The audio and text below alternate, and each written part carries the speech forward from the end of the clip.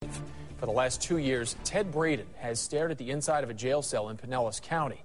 Now the 21-year-old is out of jail and talking about his life behind bars and why he decided to write about it on a blog called Teen in Jail.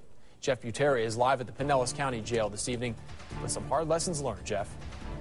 And Jameson, Ted Braden says he is never going back here to the jail. He says life in there was scary, dangerous, and boring. But he says it did its job because it taught him the decisions he made as a teenager were not the right decisions. And if you don't believe me, you can just read his blog.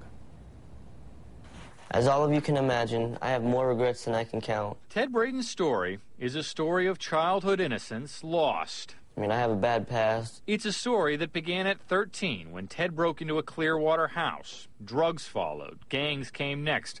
A total of 5 mugshots, ending with a felony arrest for trafficking ecstasy back in 2008.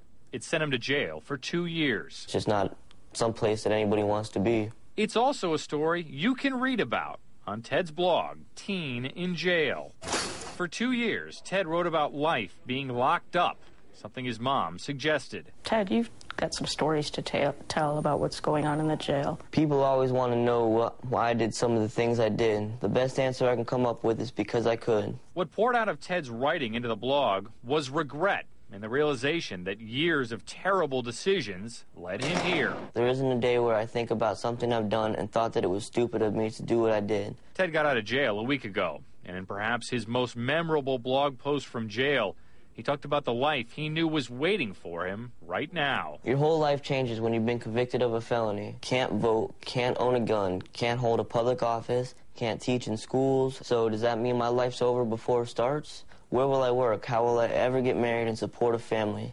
These are things I think about every day, and there's plenty of time to think about them when you're in prison.